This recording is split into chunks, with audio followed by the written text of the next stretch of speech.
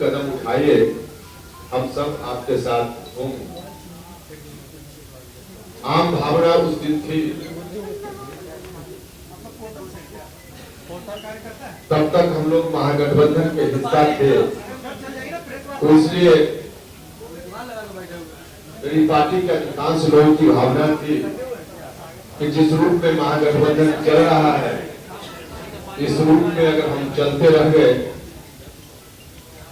तो बिहार में 15 वर्षों से नीतीश कुमार जी बैठकर बिहार को रसातल में पहुंचा रहे हैं। नीतीश कुमार के इस रवैया से बिहार को हम मुक्त नहीं करा पाएंगे। महागठबंधन जिस रूप में चल रहा है, तो रूप में अगर हम चलते रहे तो हमारी चिंता का विषय तब भी था, आज भी है, कि कैसे 15 वर्षों के नीतीश कुमार जी के कुशासन से बिहार को बाहर लाया जाए, क्योंकि बिहार की जनता चौतरफा परेशान है। आपको सीएम नीतीश जी ने वादे तो बहुत बड़े बड़े किए थे, सपने बहुत दिखाए थे, लेकिन हुआ कुछ भी नहीं। 15 साल अभी हमने जो गठबंधन बनाया उसकी जानकारी हमने आपको दी, और लोग भी आएंगे तो हम उनका स्वागत करेंगे, लेकिन जब जो लोग आएंगे तब उसकी जानकारी हम आपको देंगे।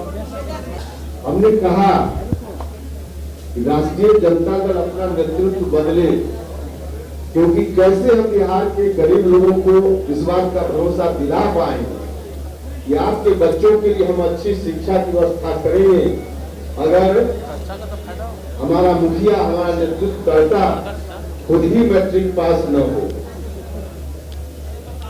तो कुल मिलाकर अब इस वजह से उनके यहाँ कोई सोच ही नहीं थी कि कैसे बिहार बढ़े, तो स्वाभाविक रूप से उसको निर्णय लेना था। मैंने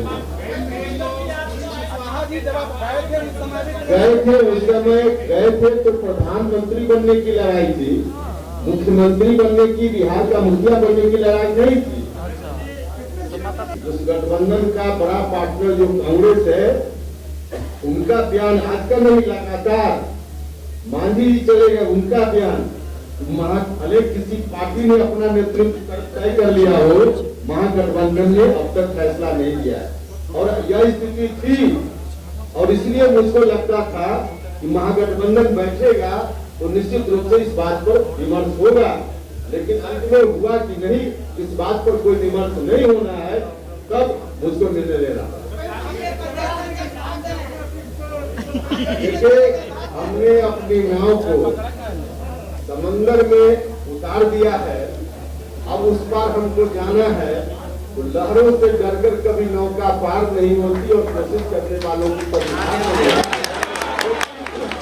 को लहर से डर लगना है, तो हम तो अभी भी कहते हैं भाई, अब हमने जब उतार दिया है तो हट जरा जांच करवा ले, जिनका हट मजबूत हो तो मेरे साथ नाव पर चले, उस पार पहुंचेंगे, और जिनका कमजोर हो तो डर जाए, कमजोर जिनका है लोग उतर रहे हैं, इससे ज्यादा नहीं।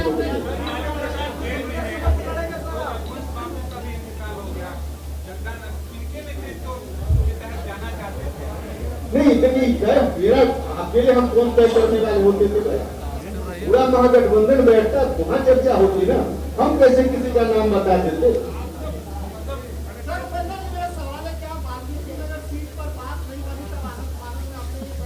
माफ कीजिएगा, वाल्मीकि नगर की बात कहां से आई? आप जहां खड़े हैं वहां से आई। वाल्मीकि नगर की बात कहां से कट गई? आप जहां खड़े हैं वहां से कट गई। मेरे यहाँ वाल्मीकि नगर की बात न आई, न वाल्मीकि नगर की बात कटी, आपके तरफ से आई और आप ही की ओर से कटी। मेरी पार्टी की मीटिंग थी 4-5 दिन पहले, 24 तारीख को। उस दिन मेरी पार्टी के साथियों ने मुझको अधिकृत किया था, जनता को भूल गए। नतीजा हुआ कि व्यवस्था थोड़ी थी भी, पूर्णतः ही के राजकाल में सरकारी विद्यालयों से, महाविद्यालयों से, विश्वविद्यालयों से पढ़ाई लिखाई की व्यवस्था पूर्णतः चौपट हो गई। शिक्षा ऐसी चीज है जिसके माध्यम से ही गांव के गरीब घर के बच्चों की तकदीर बदल सकती है। अच्छी शिक्षा होगी, बेहतर शिक्षा होगी तो बेहतर इंसान बनेंगे। नौजवानों को भी अच्छा रोजगार तभी मिलेगा जब शिक्षा बेहतर उनको मिल पाए। तो नौजवान जो हमारे बिहार के रोजी रोटी की तलाश में दूसरे राज्यों में भटकते रहते हैं, दर दर की ठोकर खाते हैं, 5,000 रुपया की नौकरी उनको नहीं मिल पाती है, उसके पीछे भी बड़ा कारण है शिक्षा, अच्छी शिक्षा का बिहार में नहीं हुआ। तो इस तरह की स्थिति साथ ही साथ नीतीश कुमार जी ने एक बार नहीं अनेक बार, आप सब लोग गवाह हैं, लगातार उन्होंने कहा कि भ्रष्टाचार से हम कोई समझौता नहीं करेंगे। हम जो भ्रष्टाचारी लोग हैं उनके मकान को जब्त करेंगे, उनकी जमीन को जब्त करेंगे और उनके मकान में विद्यालय खोलेंगे, अस्पताल खोलेंगे।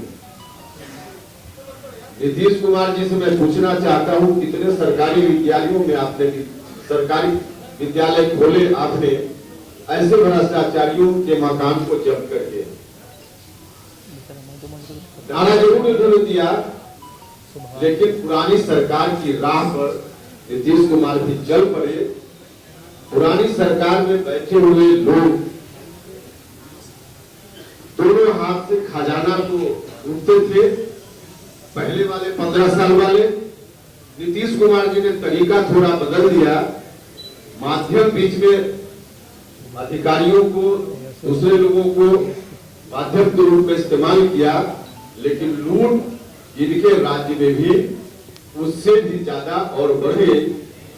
भ्रष्टाचार इतना चरम पर हो गया, सरकारी कार्यालय में बिना घूस न एक काम पहले होता था और न नीतीश जी के राज में। चाहे विकास का मामला हो, अस्पताल में डॉक्टर नदारत, बिना डॉक्टर के अस्पताल चल रहे हैं। कोई गंभीर बीमारी हो जाए, जो गरीब लोग हैं उनके लिए इलाज की कोई व्यवस्था नहीं। 15 वर्षों में एक PHCH जो बिहार में सबसे बड़ा अस्पताल गरीबों के लिए है, उसकी स्थिति ठीक नहीं हो पाई। तो बाकी आप सब लोग देख ही रहे हैं। मैं नीतीश कुमार जी से कहना चाहता हूं कि एक अस्पताल और एक विद्यालय आप बताइए, 15 वर्षों में जिसको मॉडल के रूप में आपने ठीक किया हो, बनाया हो, और आगे के लिए फिर जनता के बीच आप घूम रहे हैं, वो आप बताइए यही मॉडल स्कूल हमारा है एक विद्यालय, यही मॉडल अस्पताल मेरा है एक अस्पताल। जिस तरह का अस्पताल अगले 5 वर्षों में, जिस तरह का विद्यालय अगले 5 वर्षों में हम और बनाएंगे, एक ही नहीं है। हर मोर्चा पर लॉ एंड ऑर्डर का भी वही सिचुएशन है। हर तरफ हत्या, महिलाओं के साथ बलात्कार की घटनाएं, खास करके जो दलित लोग हैं, कमजोर लोग हैं, उपेक्षित वंचित लोग हैं, अति पिछड़ा समाज के लोगों के साथ उसी तरह का अत्याचार चौतरफा। तो दोनों कुल मिलाजुलाकर पिछले पहले वाले 15 साल और बाद वाले 15 साल वाले जो हैं, दोनों एक ही सिक्के के दो पहलू बनकर रह गए हैं।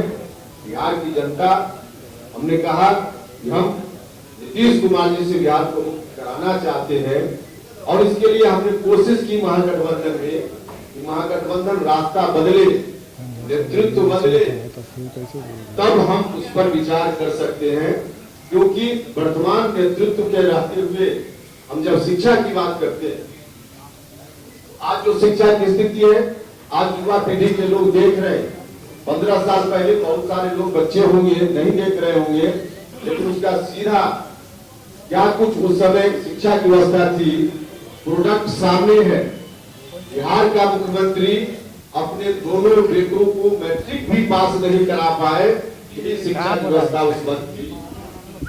उससे मुक्ति के लिए हम चाहते थे कि परिवर्तन थोड़ा अपने में राष्ट्रीय जनता दल करे, लेकिन राष्ट्रीय जनता दल आज की तारीख में आम लोगों के बीच यह चर्चा का विषय दोनों तरफ भारतीय जनता पार्टी की राजनीति चल रही है। बनने वाले हैं जी नीतीश कुमार जी के साथ वो भारतीय जनता पार्टी है ही, यहाँ भी भारतीय जनता पार्टी की राजनीति एनडीए में और उधर महागठबंधन में भी किसी न किसी रूप में डायरेक्ट या इनडायरेक्ट भारतीय जनता पार्टी महागठबंधन की राजनीति को भी कंट्रोल कर रही है, प्रभावित कर रही है। वरना राष्ट्रीय जनता दल इस तरह से नहीं चलता जिस तरह से चल रहा है।